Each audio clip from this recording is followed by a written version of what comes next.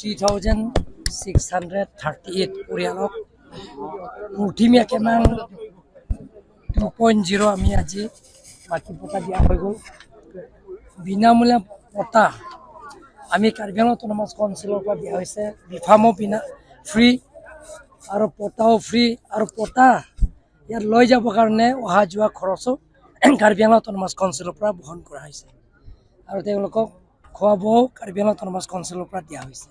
গোটেইখিনি ফ্ৰী দিয়া হৈছে। এনেধৰণৰ প্ৰত্যেক MEC সমষ্টিত 23 জানুৱাৰীৰ ভিতৰতে আমি গোটেইখিনি শেষ কৰিবৰ কাৰণে নিশ্চেষ্টা। কিমান লোকক আজি মুঠতে দিছে পটা? 3,638 পৰিয়ালক আমি বিনামূলীয়া পটা আজি দিয়া হৈছে। কাৰ্বি আংলং অট'নমাছ কাউন্সিল দেখা পোৱা গৈছে বিগত বছৰকেইটাৰ কিবা লাখ দিছে আৰু কিমান লাখ দিব যিহেতু যিবিলাকৰ নোপোৱালৈকে যিবিলাকৰ পৰিয়ালে পোৱা নাই তেওঁলোকৰ দি থাকিম আৰু যিবিলাক পাইছে তেওঁলোকৰ কিন্তু যিবিলাকৰ পোৱা নাই তেওঁলোকে মাটি পটা পোৱা নাই তেওঁলোকৰ শেষ নোহোৱালৈকে সেই কাৰ্যসূচীটো চলি থাকিব। আচ্ছা, দেখা পোৱা গৈছে ছাৰ বিৰোধী দলসকলৰ এটা সপোন যে এই চৰকাৰটো ভাঙিবলৈ সেই বিষয়ে কি কয় আপুনি?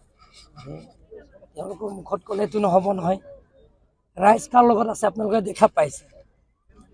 চিফ মিনিষ্টাৰ 3বাৰকৈ আহিছে, 4বাৰ অহা সময় আপোনালোকে দেখা পাইছে কিমান মানুহে কিমান পৰিয়াল আহিছে। গতিকে প্ৰত্যেক MEC সমষ্টিত মই আহিছোঁ, মই গৈছোঁ। প্ৰত্যেক দিনে বেলেগ বেলেগ ৰাজনীতি দলৰ পৰা ত্যাগ কৰি আমাৰ দলৰ যোগদান কৰি আছে আপোনালোকে দেখা পাইছে। বিৰোধীবিলাকৰ ক'তবা 1000 মিটিং কৰা দেখা পাইছে নেকি? গৌৰৱ গগৈ 2বাৰমান আহিছে, সেই 2বাৰ মিটিং কৰা 200মান মিটিং কৰা দেখা পাইছে নেকি? কাৰ্বি আংলঙত গৌৰৱ গগৈ আহিব ছাৰ। আহিলে প্ৰতিবাদকাৰীসকলৰ সৈতে 20 তাৰিখে আপোনালোকৰ বৈঠক হ'ব বুলি কৈছে। 20 তাৰিখটো এতিয়ালৈকে প্ৰধানমন্ত্ৰী আহিছে। আজি 17 তেওঁলোকৰ চিফ মিনিষ্টাৰৰ লগত আজি বৈঠক কাৰ্যসূচী আছে, কিন্তু প্ৰধানমন্ত্ৰী অহাৰ কাৰণে সেই কাৰ্যসূচীটো পিছুৱাই দিয়া হৈছে। গতিকে যেতিয়া অসম চৰকাৰে মাতিব তেওঁলোকৰ মাতাৰ পিছত আমিও ইয়াৰ পিছতে আমি আলোচনা কৰিম।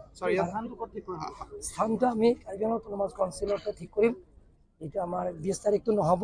অসম চৰকাৰৰ পৰা যিবিলাক আলোচনা কৰাৰ পিছত নেক্সট কাৰ্যসূচীটো আমাৰ তাতে। ছাৰ, আৰ্টিকেল 244 লৈ পুনৰ 11 জন এটা আৰ্টিকেল 244 লৈ আমি দিল্লীলৈ যাম আৰু আমাৰ চিফ মিনিষ্টাৰে আমাক লৈ যাব আৰু কাৰ্বি আংলঙত যিবিলাকৰ অট'নমাছৰ ডিমাণ্ড কমিটি তেওঁলোকৰ লগত লৈহে হোম মিনিষ্টাৰ আৰু প্ৰাইম মিনিষ্টাৰৰ তেখেতে লৈ যাব। হাওড়াঘাট বিধানসভা সমষ্টিত যথেষ্ট অভাৱ আছে। আপুনি ইতিমধ্যে কৈছে টেণ্ডাৰ কল কৰিব, কি কামৰ টেণ্ডাৰ? যিমানখিনি ৰাইজৰ যিবিলাকৰ মই ইণ্টাৰেকশ্যনৰ প্ৰগ্ৰামসমূহ যিটো গৈছে, যিবিলাকৰ এপ্লিকেশ্যন দিছে সেই গোটেইখিনি ফেব্ৰুৱাৰী মাহতে টেণ্ডাৰ কৰিব।